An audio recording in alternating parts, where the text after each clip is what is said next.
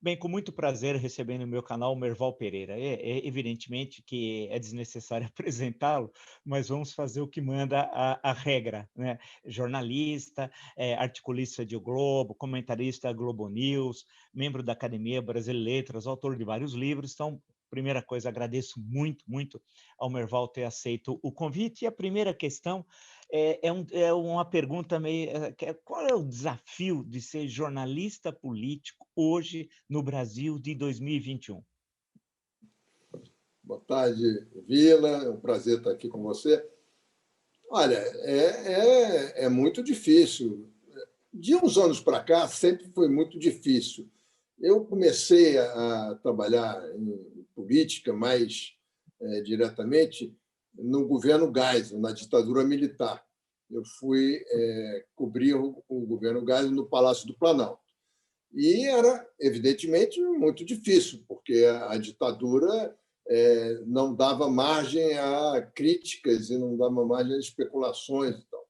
Mas era um momento muito importante na vida do país, a abertura política estava em franca, estava sendo implantada, né?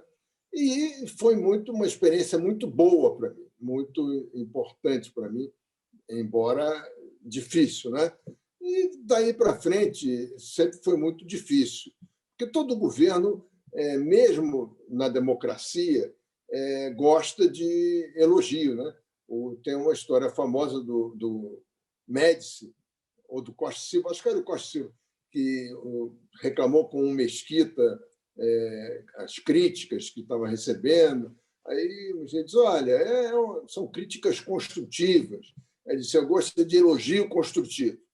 E é isso. Basicamente, todo governo é assim, né? Na democracia ou na ditadura.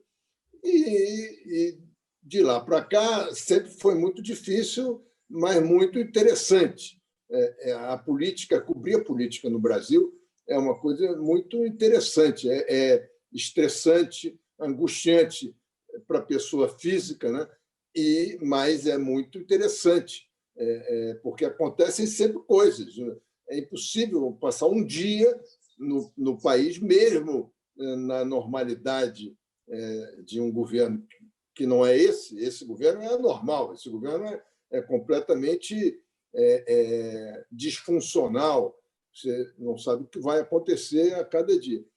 Mas mesmo nos governos normais, o governo do Fernando Henrique, o próprio governo do PT, a Dilma já era um pouco parecida aqui com o estilo do Bolsonaro, né? Com o sinal trocado. Era uma coisa completamente imprevisível. As falas dela, o que ela dizia, o que ela decidia. Né? Tanto uma coisa muito próxima é o que o Bolsonaro está querendo fazer, controlando os preços da Petrobras. O que ela tentou fazer, ela fez, na verdade, na Petrobras, na Eletrobras, segurou o preço da eletricidade. Então, é o mesmo estilo de governança, é um estilo autoritário, né? De governança. É muito, muito difícil, porque nesses governos autoritários, se você é um jornalista crítico, você tem poucas fontes. Um dos hábitos dos governos autoritários é cortar a informação para quem eles acham que é inimigo do governo. Né? Não há uma tentativa de conversar e explicar o que está acontecendo, tentar convencê-lo de que a crítica foi exagerada ou indevida. Não, você simplesmente não tem acesso às informações. Então, esse é um lado difícil que está acontecendo hoje. Já aconteceu nos governos petistas e está acontecendo hoje. Mas, de qualquer maneira, sempre tem gente querendo falar, mesmo de dentro do governo, e no Congresso, mesmo os políticos governistas, o ambiente é mais livre, né? Político aprende muito a conversar e trocar ideias e tal. Então, é um caminho para... E tem empresários, e tem milhares de pessoas ministros dos tribunais superiores, acadêmicos, que têm acesso a muita coisa. Então, dá para fazer uma boa traçar um bom perfil desses governos, mesmo que eles não queiram que a gente revele coisas, né? Agora mesmo, na crise da Petrobras, eu tive várias informações que devem ter chateado o governo, mas é inevitável. A gente está aqui para isso, né? Para contar o que está acontecendo, tentar entender o que está acontecendo. E uma delas, uma informação que repercutiu muito, né, Merval, justamente sobre esse assunto, foram os 100 milhões de reais que o presidente da Petrobras, Castelo Branco, teria recusado a transferir para algumas TVs, algumas abertas, no sentido de transferir, evidentemente, em termos de propaganda e tal, e que seria uma forma de contentar essas empresas que têm uma relação muito próxima com o atual governo. E o ministro da Comunicação respondeu de uma forma não muito elegante, né, a informação que você tinha dado, né? Pois é, e eu tive que responder a ele também na coluna. Eu conversei com ele pessoalmente, ele me telefonou à noite, já era tarde da noite, para se explicar. De manhã ele ficou muito nervoso e soltou aquele tweet com a linguagem própria. E às 10 horas da noite ele me ligou, já tinha uma carta do presidente da Petrobras garantindo que era verdadeira, foi verdadeira a proposta, mas dizendo que ele, Fábio Faria, ministro da Comunicação, não tinha dito para que empresa de televisão ia o dinheiro, essa campanha. Eu nunca disse que ele, Fábio Faria, fez o pedido. Na verdade, quem fez o pedido para direcionar esse pacote para televisões amigas foi o Fábio Van Garten, que é o secretário de comunicação. Era o secretário de comunicação com poder de ministro. Quando criaram o Ministério da Comunicação, ele passou a ser executivo, secretário executivo. Mas ele tem vida própria ali, ele tem uma autonomia que é difícil de controlar. E eu passei o dia inteiro com essa história, eles tentando que eu desmentisse, e eu mantendo a informação, porque eu tinha certeza do que tinha acontecido, e, no final, acabei tendo que dar uma nota na coluna, respondendo ao tweet dele e dizendo que eu sabia que tinha sido o Fábio Van Garten que tinha feito essa tentativa frustrada, né? Mas é isso. Sim. Não, perfeito, Merval. Eu queria pegar duas questões. Primeiro, sobre o que você viveu, grosso modo, tem 3 momentos. Um momento em Brasília do regime militar, governo Geisel, você depois foi um dos autores do livro A Segunda Guerra, a Sucessão do Ernesto Geisel, porque a Primeira Guerra perdida pelos castelistas foi a sucessão do Castelo Branco, né? Que ele acabou sendo emparedado e acabou dando no Costa e Silva, isso em 1967, né? Então você viveu aquele momento lá do regime militar com uma série de restrições. Você viveu um segundo momento, acho que parte dele, creio, já no Rio de Janeiro, né? Da redemocratização, nós temos os governos Sarney, Collor, Fernando Henrique, etc., até chegar ao governo Bolsonaro, que é um terceiro momento. São 3 momentos, me parece, bastante diferentes, né? E quais são as dificuldades justamente do trabalho? Porque você arrolou a questão das fontes, o poder não gosta de críticas no Brasil, só de elogios. Há uma questão de uma coação financeira. Esse episódio dos 100 milhões claramente é uma tentativa de cooptação da imprensa por um projeto governista, sem entrar no mérito se é bom ou ruim, mas a cooptação é horrorosa, no sentido de buscar um apoio que, no período democrático, ao menos, eu desconheço que algum governo desses que eu listei, desde o Sarney até o governo Temer, tenha tido esse tipo de relação com a imprensa, né? Através de uma empresa estatal. Tem os episódios do PT, mas creio que não se aproxima a isso, ao menos pelo que eu conheço. Esses 3 momentos, como é que hoje, agora, você está vivendo o terceiro, num momento extremamente difícil. Qual é o papel, então, do jornalista? Como é que é manter a independência, a distância das fontes, ouvi-las, mas manter a independência? Que esses foram três momentos muito diferentes, né? Olha, na ditadura, no primeiro momento, eu dei muita sorte, porque no governo Geisel a abertura estava em andamento, o projeto do governo era abrir, né? Embora em vários momentos houvesse uma regressão, no pacote de abril, fechou o Congresso, tal, mas o projeto era de abertura, e o secretário de imprensa do governo era o Humberto Barreto, que era uma pessoa, além de ser um filho praticamente do Geisel, quer dizer, tinha muita informação, tinha muito acesso às informações, ele era uma pessoa admirável no meio da ditadura, ele tinha uma noção muito grande, muito correta da liberdade de imprensa, do papel da imprensa, e eles tinham no governo uma ideia de que a imprensa ajudaria a fazer a abertura.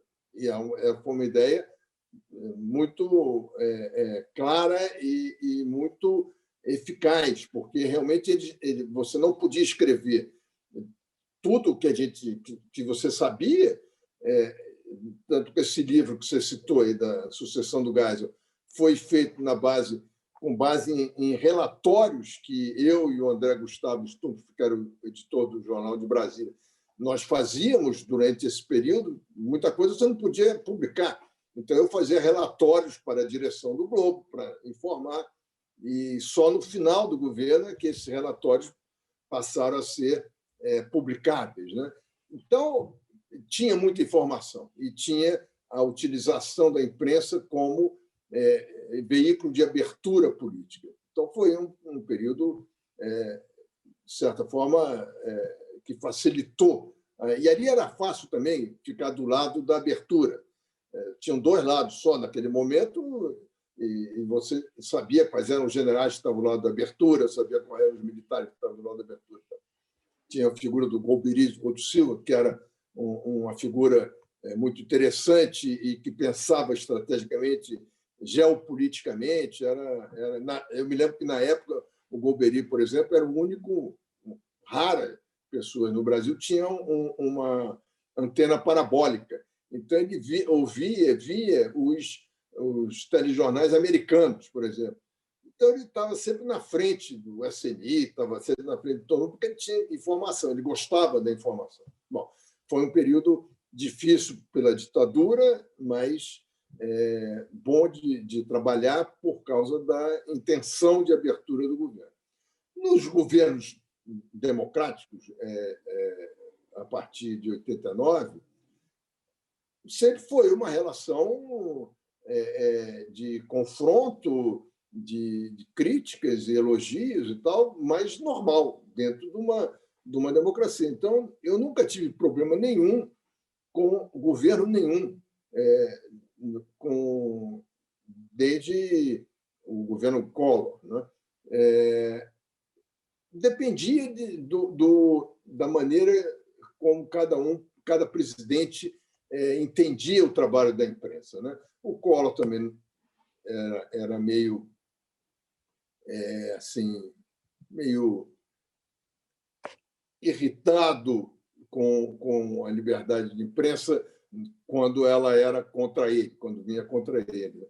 O mais democrata desses presidentes que eu peguei foi o Fernando Henrique, que realmente lidava com a imprensa e com as críticas muito bem. Nunca vi o presidente Fernando Henrique imaginar alguma contestação, mesmo quando era contra. O Lula sempre foi um político muito bem relacionado com jornalistas. Eu me dava muito bem com o Lula antes dele ser presidente, e no início do governo dele era um governo muito aberto, muito democrático.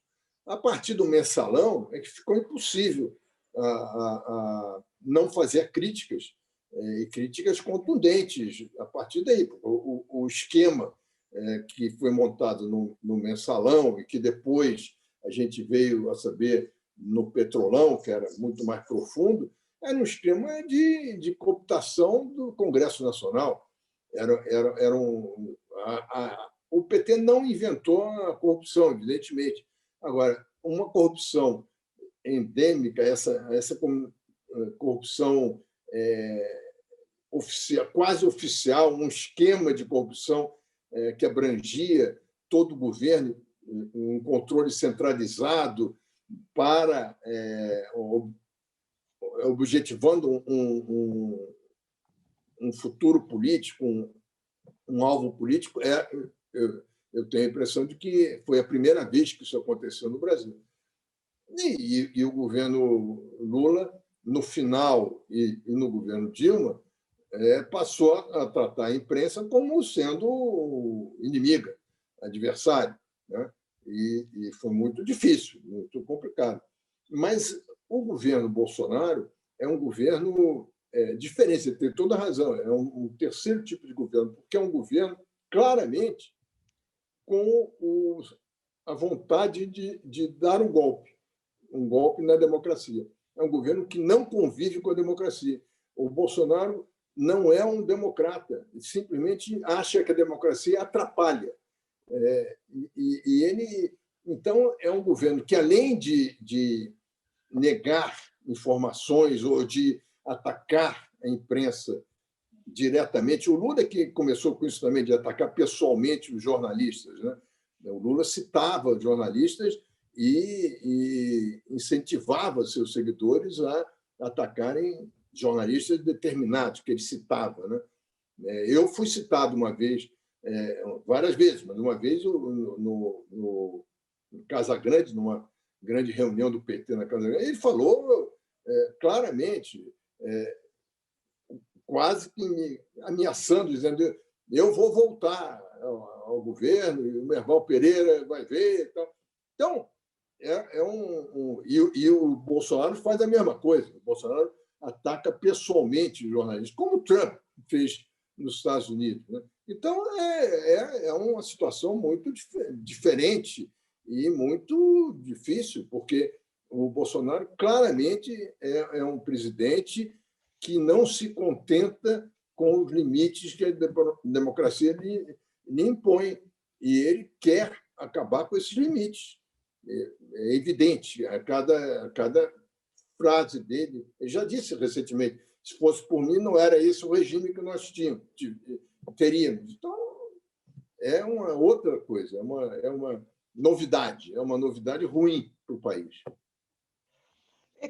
Uma pergunta pode parecer óbvia, Merval, mas o acompanhamento diário das notícias é algo complicado e muitas vezes buscar uma análise, tentar a ver qual é a vertente, qual é a tendência para determinados fenômenos políticos. Então é difícil, o jornalismo político não é uma coisa fácil. Alguns conseguem, quando leio os livros dos artigos do Castelinho, do Carlos Castelo Branco, eu falo assim, que visão que ele tinha, porque eu estou vendo 50 anos depois o que ele estava comentando na hora e certamente com o editor, as pessoas pressionando, precisa entregar porque o jornal tem de rodar, tal. Na final era diferente o jornal antigamente. Então, uma questão que eu coloco para você, já desde o governo Geisel, esse longo percurso seu no jornalismo político. Como é que nós chegamos a Jair Bolsonaro, presidente da República, dentro da sua análise? Eu fico espantado mesmo com isso. Primeiro porque a gente tinha todas as informações possíveis sobre ele. Ele nunca escondeu o que foi, né? O que era, nunca. E é impressionante como a maioria das pessoas, não estou falando dos que comungam a mesma ideia, vá lá, extrema-direita. Agora, ele só foi eleito porque ele convenceu uma grande parte do empresariado, uma grande parte da classe média brasileira, que tinha informação, tinham as informações, né? E preferiram se enganar a votar no PT. A situação, eu acho que é uma situação fora da curva, porque a gente o centro da política brasileira não conseguiu montar uma candidatura que pudesse enfrentar o Bolsonaro. Agora, por que o Bolsonaro convenceu essas pessoas todas? Primeiro, porque o PT fez um governo errado e que foi sendo descoberto até chegar ao Petrolão, que foi o maior escândalo do país, né? Então, isso as pessoas sentiram muito. Houve um movimento da classe média de repulsa à corrupção, né? E houve um entendimento do empresariado, tal, que o Paulo Guedes seria quem governaria o país na parte econômica, né? E jogaram tudo em cima do Paulo Guedes, sem entender que o Bolsonaro é incontrolável. Eu me lembro, uma vez, uma conversa que eu tive com o general Vilas Boas. Ele era comandante do Exército na ocasião, na sala dele, ele e alguns poucos generais. E eu perguntei para ele, no meio da campanha, eu perguntei, vem cá, por que vocês não controlam esse Bolsonaro, porque ele está fazendo tanta loucura? Esse camarada vai acabar sendo preso. E aí o general deu uma risada e disse, ele é incontrolável, desde sempre foi incontrolável. E é verdade, está se mostrando incontrolável realmente, né? E eu acho que o país caiu nessa esparrela por causa do PT. Eu acho que o PT, que quando foi eleito, parecia uma alternativa de um governo democrático e com preocupações sociais, e um governo que podia suprir algumas deficiências dos governos anteriores, no sentido do combate à desigualdade, da pobreza e tal, ele enveredou por um caminho de corrupção e de mudança política a partir do segundo ano do governo Lula até o governo Dilma, com intenções claramente de levar o país para a esquerda, para o socialismo, tentando controlar a imprensa. Teve vários movimentos para controlar a imprensa, vários movimentos para controlar, inclusive, as estatais e se aproveitar delas, que apareceu um sujeito que dizia que não era nada disso, que era o contrário disso, que era sério, que era tal, e levou o país a essa situação. E uma situação tão grave que eu temo que, se em 2022 a gente tiver de novo o confronto entre o PT e o Bolsonaro, temo que o Bolsonaro venha ganhar de novo, porque o antipetismo é muito forte ainda, e eles alimentam esse antipetismo claramente, e o Lula, depois da prisão e depois do que aconteceu, o Lula voltou sendo um líder de esquerda radical. O Lula, que no primeiro governo foi um governo social-democrata, no segundo governo passou a ser um governo mais à esquerda, mais querendo mudanças estruturais no país para a esquerda, e o país é conservador. O país não é um país de esquerda, nem de extrema-direita.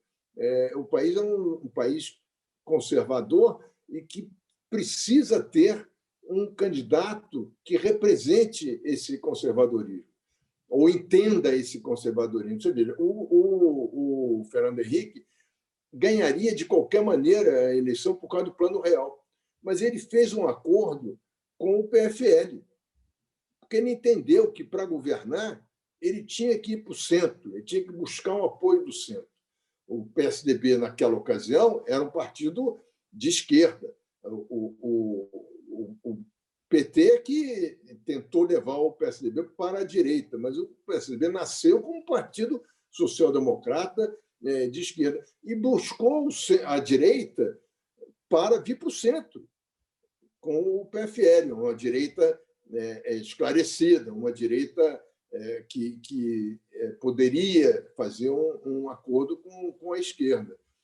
O Lula, quando foi se candidatar, procurou o empresariado. Teve como vice o Zé de Alencar, que era um empresário, exatamente para ficar nessa... A própria Dilma buscou o Temer para ser vice. O Bolsonaro não. O Bolsonaro fez uma chapa puro sangue, militar, militarizou o governo e está claramente preparando o terreno para uma tentativa de golpe. Estou convencido disso. E temo por essa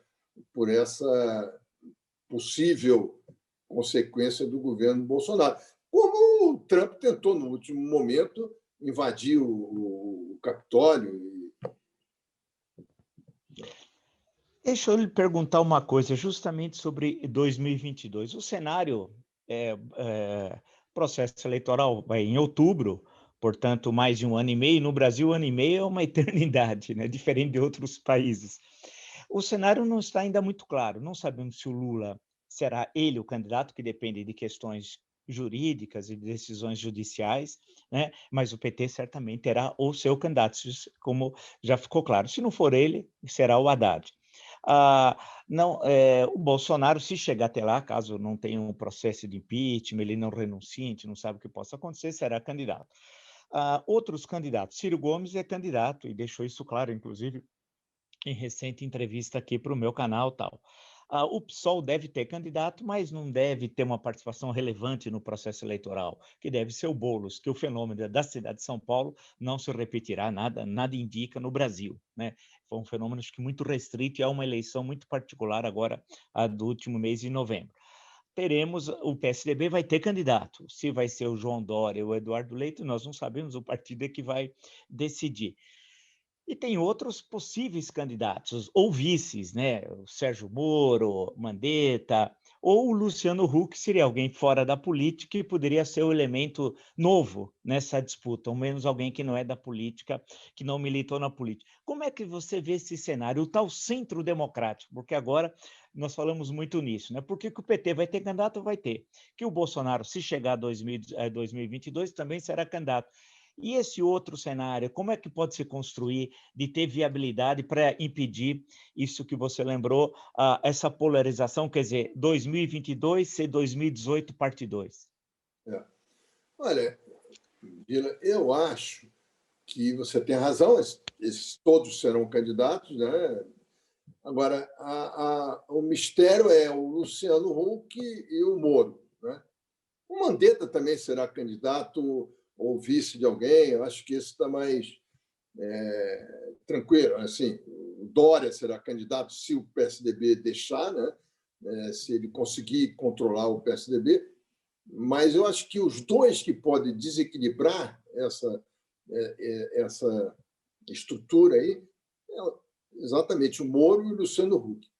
O Moro porque é muito resiliente, o Moro sofre um ataque feroz há anos e continua sendo apoiado pela opinião pública e continua sendo um símbolo do combate à corrupção, que virou no Brasil um ponto fundamental.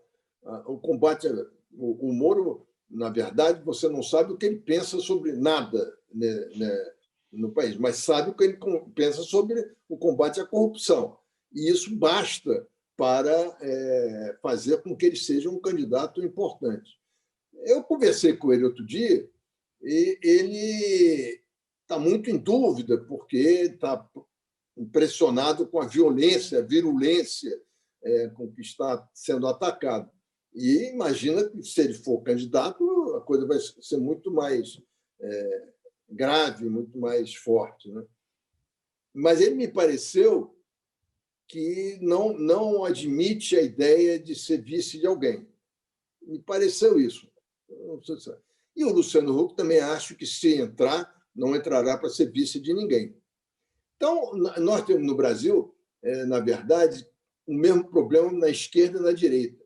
Ninguém consegue se unir, né? A esquerda não se une, está sempre com vários candidatos, e o centro democrático não consegue se unir, não consegue juntar as forças para derrotar o Bolsonaro. Só vai acontecer isso no decorrer da campanha, talvez até no segundo turno, se alguém do Centro Democrático conseguir ir para o segundo turno. Aí você vai ter uma união contra o Bolsonaro ou contra o Lula desse Centro Democrático. Mas, antes disso, acho que vai ser uma campanha com vários candidatos e, se ficar assim, temo que se repita 2022. Você teme, aproveitando o verbo, 2022, que nós temos uma campanha mais violenta da história republicana, porque o presidente da República já disse que só reconhece a eleição com voto impresso, que as urnas eletrônicas são fraudadas, aí tem toda uma narrativa que é feita já de algum tempo, né? E que coloca em dúvida, inclusive, o Tribunal Superior Eleitoral, os tribunais regionais, o sistema eleitoral brasileiro, tal. Numa hipótese aí, e insinua, claro, como se fosse um novo 6 de janeiro aqui no Brasil em 2022, né? Por outro lado, tem esses grupos armados, é uma coisa realmente preocupante o que o ex-ministro Raul Jungmann enviou aquela correspondência ao Supremo, que agora a ministra Rosa Weber está solicitando a resposta do presidente da República, situação grave, né? Porque estão espalhando armamentos e mais armamentos para espécie de grupos, não sei, pode virar grupos paramilitares, né? Tem a sedução que ele faz das Forças Armadas, tem a sedução às PMs. Em suma, poderemos ter um 2022 explosivo. Ao menos eu penso assim, eu não sei como é que é a sua análise do que poderá acontecer, tendo em vista fatos reais, nós não estamos inventando isso, são afirmações, expressões, ações políticas, que poderá ocorrer isso, lembrando da pandemia, né? Que é um fator complicador que nós não sabemos que relações terá também com o processo eleitoral de 22, né? Não, você tem toda a razão. O Bolsonaro está preparando um clima para contestar uma possível derrota em 2022. Toda essa liberação de armas. Eu me lembro no governo Trump, recentemente, quando estava na campanha agora, uma reportagem que eu vi, não sei se na CNN, em algum lugar, mostrando milícias civis armadas até os dentes, desfilando pelas cidades. Porque lá nos Estados Unidos, ter armas é normal. Então, as pessoas estavam armadas até os dentes e desfilando pelas cidades com uma tranquilidade que pareciam as milícias aqui no interior do Rio, que também, nas comunidades, nas favelas, que também desfilam com armas fortíssimas à luz do dia, né? E lá era pior, porque aqui ainda é um pouco escondido, né? Um pouco nos Estados Unidos, como é possível ter armas, você anda como você quiser. E acho que isso realmente vai acontecer. Todo mundo pode ter 4 armas, cada pessoa, e alguns podem ter 10 armas. Isso é evidente que é um perigo para a democracia, para o Jungmann, você citou o Jungmann tem uma tese muito boa, que é isso. O Estado tem o poder da violência, né, armada. É o Estado que controla isso. No momento em que você difunde essa possibilidade pela população, você está criando um clima de uma possível guerra civil, uma coisa desse tipo, que é um perigo. Eu acho que o Bolsonaro está preparando isso para o caso de uma derrota na eleição de 2022. E se a derrota for por uma margem pequena, como talvez seja se ele mantiver uma popularidade nessa base que ele tem hoje, 25%, 30% e tal, vai ser complicado, vai ser muito. Nós vamos passar por uma situação que a gente nunca imaginou passar. É uma revolta incentivada por um político que tem tendência autoritária e que não joga na democracia, não joga nas regras da democracia. As regras dele são outras. Ele se curva às limitações da democracia quando o Supremo vai em cima, quando o Congresso vai em cima, aí ele recua. Mas ele está sempre testando os limites dele, está sempre testando o apoio que as instituições têm da sociedade civil. E eu temo esse caso de uma derrota, e temo mais ainda, se ele for vitorioso em 2022, se sentirá apoiado pela população para tentar ir além desses limites democráticos. Eu acho que a gente vai ter muito problema pela frente, a não ser que aconteça o que pode acontecer tranquilamente, que até lá ele meta os pés pelas mãos e acabe com o apoio, acabe sem apoio político no Congresso, sem apoio popular, né? Isso pode acontecer rapidamente, porque ele é um sujeito de rompantes, né? Ele é um sujeito de ataque e de rompantes. Então, ele vai indo, vai indo, vai indo, vai indo. Pode ser que faça dê um passo em falso e a democracia pegue ele, né? E limite ele. Pode ser. Nesse caso, Merval, não é exagero, né? Quer dizer, as instituições democráticas elas estão em risco. Não é uma frase solta, Não, não. dita sem base. Elas estão efetivamente em risco, né? E, evidentemente, acho que quem não vê isso ou tem má fé ou é um ingênuo que não podia estar nos lugares onde estão, quer dizer, os congressistas, os juízes, os empresários. É evidente que o ambiente não é normal. Um governo como esse não é um governo normal, desde o seu início. Não eu sempre fiquei muito impressionado, desde o início, como é possível uma pessoa dessas chegar onde chegou e como é possível terminar o governo normalmente, porque isso não é um governo normal. Isso é um governo, ele busca o golpe e enquanto não encontra meios de dar o golpe, ele vai fazendo loucuras, sem nenhum tipo de controle de ninguém.